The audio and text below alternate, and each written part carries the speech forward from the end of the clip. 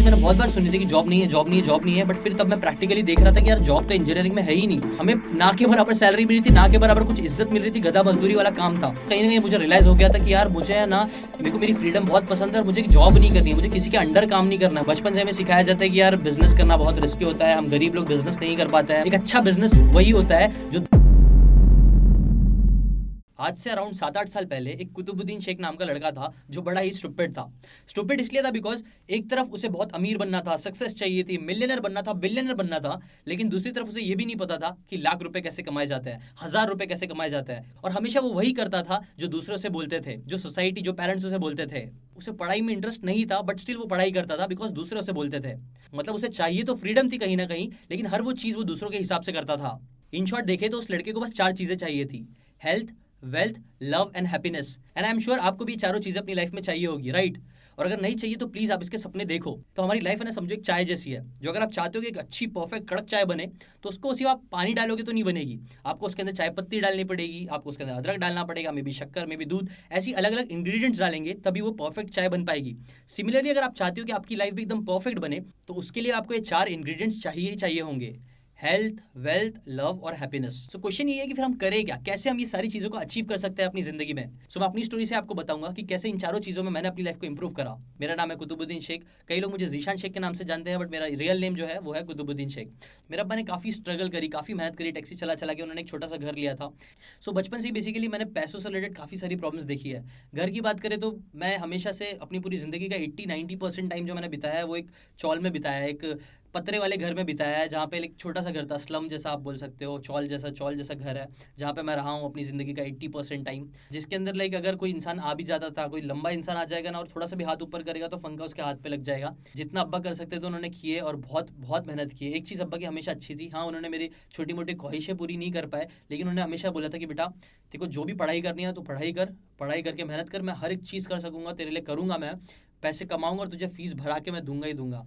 मैं हमेशा एक बहुत ही एवरेज सा लड़का रहा हूँ, या जिसने कभी पढ़ाई में कभी मैंने टॉप नहीं किया। हाँ मैं कभी फेल भी नहीं होता था, शायद एक बार में भी फेल हुआ था बहुत छोटे से यूनिट टेस्ट में। यहाँ वहाँ घूमता था, फिरता था, मस्ती मजाक करता था, जिसकी वजह से जो मेरे 11-12 के मार्क्स थे वो थोड़े खराब आ गए, जिसकी वजह से फिर मुझे इंजीनियरिंग में डायरेक्ट एडमिशन नहीं मिला। डोनेशन पे हो रहा था बट मैंने बोला नहीं, अब डोनेशन नहीं करूँगा। इंस्टेड मैंने एक दूसरा रास्ता देखा कि ये डिप्लोमा करा जा सकता था, तो मेरा एडमिशन डिप्लोमा में हुआ।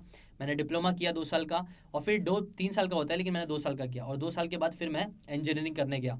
तो सच बोलूँ तो इंजीनियरिंग में कर रहा था क्योंकि सब लोग बोल रहे थे इसलिए मैं कर रहा था, और लेकिन मेरे अंदर इंजीनियरिंग को लेके इतना ज़रा भी इंटरेस्ट नहीं था। वो 3 इडियट्स में कैसा बोलता है, रैंचो बोलता है ना कि पैशन होना चाहिए, वो मेरे अंदर पैशन ज़रा भी नहीं था, नाम का भी नहीं था दिबर। सिर्फ क्योंकि मुझे पता था कि यार इंजीनियरिंग बन के आप, इंजीनियर बन के आप कमा सकते हो पैसा, आपके नाम होगा, आपकी इज्जत होगी और आपके माँ बाप का भी नाम इज्जत होगी, तो इसलिए मैं इंजीनियरिंग कर रहा था। जो सीनियर्स लोग थे ना वो लोग ने मुझे बहुत इंटरेस्टिंग सी बात बताई। वो लोग ने बताया कि देखो इंजीनियरिंग तो वो लोग की हो गई थी, वो लोग का फाइनल ईयर भी कंप्लीट हो गया था, अच्छे मार्क्स से वो लोग पास हो गए थे, बट स्टिल वो लोग को जॉब ही नहीं मिल रही थी।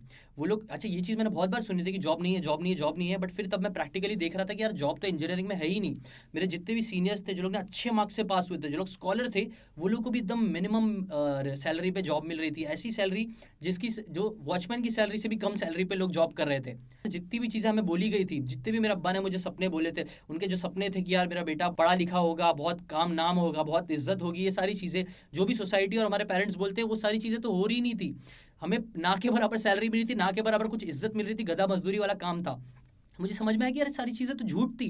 मतलब इतनी लाखों रुपए हमने इन्वेस्ट किया है। एक और इंटरेस्टिंग बात ये थी कि जो भी चीज़ें हमने सीखी थी ना कॉलेज में, वो कोई भी बात यूटिलाइज नहीं होने वाली थी। हमें कुछ न्यू ही ट्रेनिंग दी जा रही थी, कुछ न्यू ही कोर्स करने के सजेशन दिए जा रहे थे कि आप ये कोर्स कर लेना, आप वो कोर्स कर लेना, उसके बाद आपको जॉब मिलेगी। मतलब मुझे जितना हमने इन्वेस्ट किया, जितना टाइम पैसे लाखों रुपए इन्वेस्ट किया इंजीनियरिंग करने में, वो सब बर्बाद है। आपको न्यू चीज़ ही करनी पड़ेगी, न्यू कोर्स करना पड़ेगा, न्यू चीज़ करके आप अलग ही कुछ काम करोगे तब जाके आपको जॉब मिलेगी। मतलब हर तरीके से मुझे लग रहा था कि यार ये क्या है, ये तो रॉन्ग नंबर है, बेसिकली बहुत गलत हो रहा है, क्या कर रहे हैं हम लोग।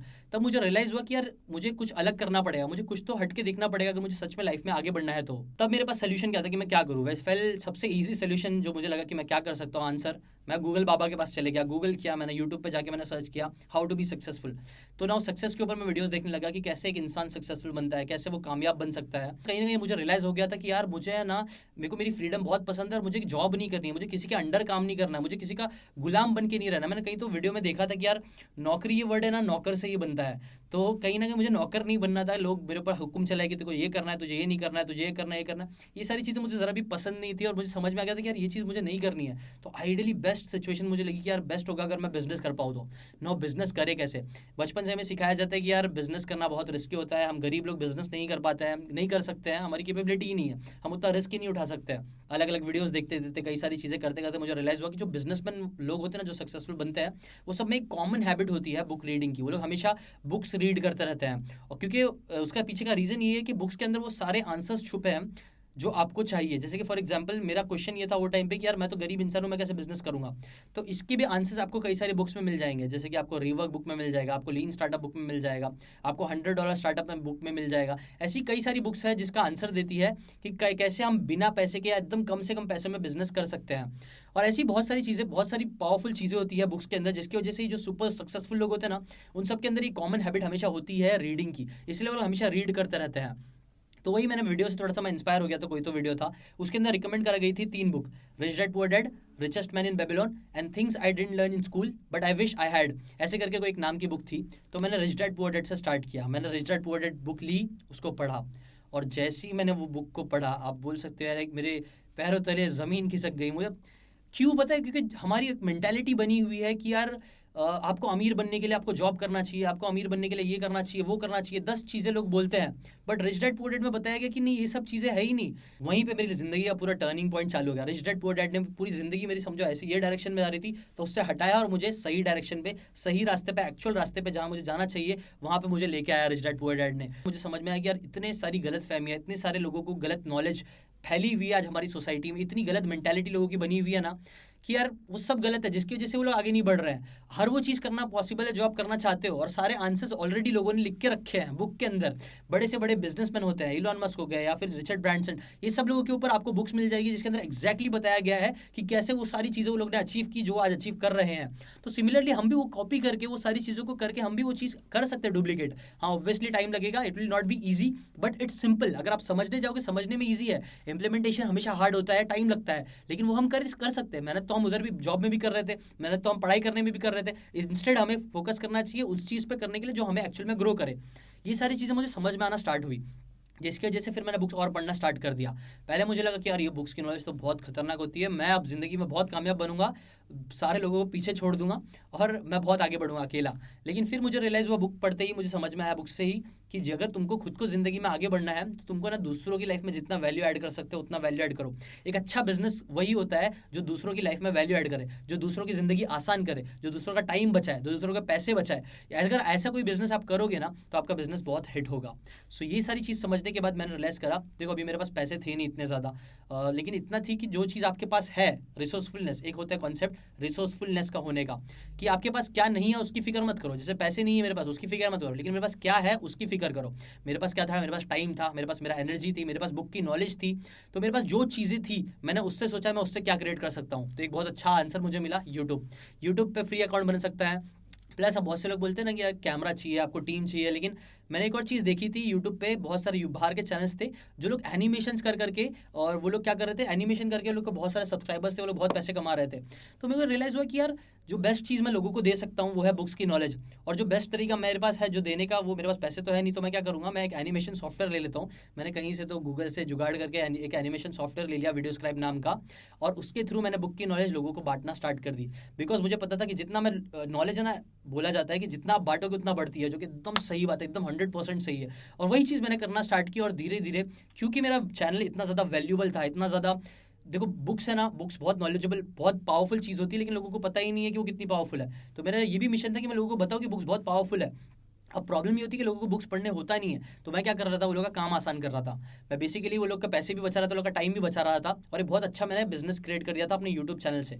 मैं बुक समरीज लोगों को देना स्टार्ट कर दिया, बुक पढ़ता था और बुक क्या सिखाती है बहुत, उसको मेहनत से अच्छे से मैं उसका समरी बनाता था, उसके एनिमेशंस करता था, रिकॉर्डिंग, और एकदम प्यारा सा एक प्रोडक्ट मैं देता था, हर हफ्ते फ्री में लोगों को देता था, यूट्यूब पे डालता था, जिसकी वजह से क्योंकि फ्री था, क्योंकि इतनी वैल्यूबल काम की चीज़ थी, तो लोगों ने मुझे सब्सक्राइब करना भी बहुत ज़्यादा चालू कर दिया।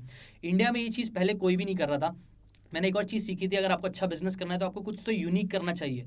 और बहुत से लोग जो मुझे देख रहे होंगे, जो लोग चाहते होंगे अच्छा क्रिएटर बनना है, तो उन लोग को भी मैं यही बोलूँगा, दो चीज़ें आप कर सकते हो आज के टाइम पे आगे बढ़ने के लिए, और हमेशा या तो आप दूसरों से बहुत ज़्यादा बेटर वो चीज़ को करो, या फिर आप दूसरों से हट के करो।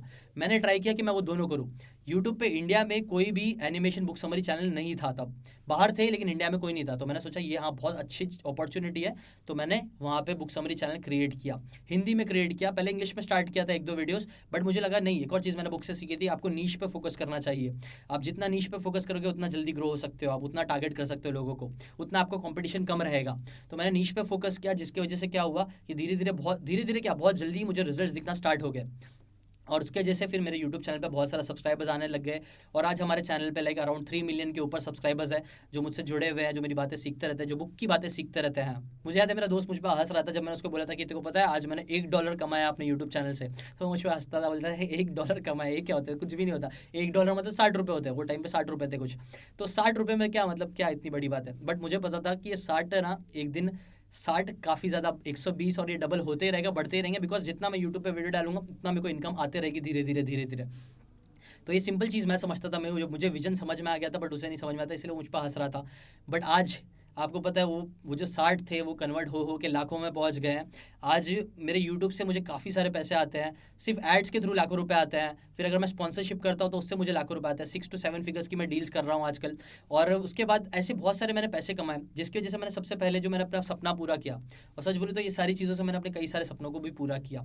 सबसे पहले जो मैंने अपना सपना पूरा किया वो था कि घर लेने का। मुझे आपको पता हो, मैंने बताया कि मेरा घर पतरेगा था, मुझे शर्म आती थी मेरे घर से, तो एक इमोशनल कहीं ना कहीं था कि नहीं यार मुझे अपना खुद का घर लेना है। मुंबई में बहुत मुश्किल होता है अपना खुद का घर लेना, बट मेरा सपना था कि नहीं मैं लूँगा, पक्का लूँगा। तो सबसे पहले तो मैंने यूट्यूब से जो पैसे कमाए, मैंने सबसे पहली चीज़ जो ली वो अपना खुद का घर था। हाँ मुझे टाइम लगा, पैसे जमा करने में टाइम लगा, बट मैंने अपना सबसे पहले खुद का घर लिया। फिर उसके बाद तो मैंने कई सारे अपने सपनों को पूरा किया, यहाँ वहाँ घूमना जाना, इंडिया के कई सारी जगहों पे मैं घूमने गया। तो फिर मैंने अपनी खुद की बाइक भी खरीदी, मैंने अपना खुद की कार भी खरीदी, और यूट्यूब को छोड़ के मैंने बिजनेस अपना बनाया था। मैंने बिजनेस जो बनाया उसके अंदर बिजनेस में मैंने 1 करोड़ के ऊपर रेवेन्यू हमने जनरेट करी। लोग मुझ पर हंसते थे जब मैं बुक समरी चैनल बना रहा था कि यार ये तू क्या कर रहा है, इंस्टेंट देखो लड़कियों से रिलेटेड कॉन्टेंट बनाना चाहिए, कुछ और बनाना चाहिए। मेरे घर वाले जो पहले मुझे बहुत ज़्यादा लाइक बोलते थे कि ये तू क्या कर रहा है, कौन सी फील्ड में चले गया है, देखो इतनी हमने इंजीनियरिंग करा है उसके लिए, और तू इसके अंदर क्या कर रहा है, लाइक तू ठीक है साइड में कर रहा है कर, बट तू जॉब भी कर। मुझे याद है लाइक मैंने 2 साल हो गए थे और मेरे लाइक मिलियन सब्सक्राइबर्स भी हो गए थे। उसके बाद भी मेरे घर वाले और मेरे रिलेटिव्स मुझे बोलते रहते थे कि तू क्या कर रहा है, और ये मत कर, तेरे को कुछ और करना चाहिए। लेकिन तब तक मैं सीख चुका था बुक्स की नॉलेज से कि यार आपको यूजुअली उनसे सीखना चाहिए, जो चीज़ आप अचीव करना चाहते हो आपको उनसे सीखना चाहिए जो चीज़ उन्होंने ऑलरेडी अचीव कर ली है। फाइनली जो मेरे माँ बाप का सपना था कि यार मेरा बेटा एक अच्छा इज्जतदार इंसान बने, पैसे कमाए और सक्सेसफुल हो लाइफ में, हाँ जैसा वो चाहते थे उस हिसाब से मैंने वो चीज़ नहीं करी, लेकिन एट द एंड उनको जो रिजल्ट चाहिए था कि उनका बेटा खुश रहे, उनका बेटा बहुत सारी चीज़ें अचीव करे, वो मैंने कर लिया। और उसके वजह से सच बोलूँ तो मैं बहुत प्राउड फील करता हूँ। देखो हो सकता है आज आप राइट नाउ जो पोजीशन पे हो ना, वो पोजीशन पे शायद आप खुश ना हो, आपको बहुत सारी चीज़ें चाहिए होगी ज़िंदगी में, और अच्छी बात है कि वो सारी चीज़ें मिलेगी, लेकिन याद रखो कि वो ना मिलना भी ना बहुत अच्छी चीज़ होती है। जैसे कि इसके ऊपर एक शायरी है जो मुझे बहुत ज़्यादा पसंद है, वो ये है कि कुछ अधूरी ख्वाहिशें ही जीने का मज़ा देती है, कुछ अधूरी ख्वाहिशें ही जीने का मज़ा देती है, अगर सब कुछ मिल जाएगा ज़िंदगी में तो तमन्ना किसकी करोगे। अगर आप इस स्टॉक के एंड तक पहुंच चुके हैं तो मैं आपको जोश स्टॉक्स का एक दूसरा रूप भी दिखाना चाहता हूं, जिससे मैं काफ़ी देर से जुड़ा हुआ हूं और मुझे बहुत बहुत ज़्यादा पसंद है कि वो क्या कर रहे हैं। जोश स्टॉक्स ने एक नया ऐप लॉन्च किया है जिसका नाम है जोश स्किल्स। अब वो नया नहीं रहा, काफ़ी टाइम से है, लाखों लोग उसको अब यूज़ करते हैं। और जोश स्किल्स पे आप अपनी ज़िंदगी के लिए कोर्सेज ढूंढ सकते हैं। वो कोर्स नहीं जो आपको physics, chemistry, commerce, business studies पढ़ाएंगे, वो कोर्सेज जो आपकी जिंदगी में आपको कैसे जीना चाहिए वो सिखाएंगे। मैंने खुद जो स्किल्स पे बहुत सारे कोर्सेज बनाए हैं, पब्लिक स्पीकिंग पे, इमोशनल क्राइसिस कैसे हैंडल किया जाए, अपनी पर्सनालिटी कैसे डेवलप की जाए। हर एक कोर्स में डेली क्विजेज हैं, एक्सरसाइजेज हैं, एक बहुत ही खूबसूरत कम्युनिटी है जो आपको सपोर्ट करेगी, आपको इनकरेज करेगी।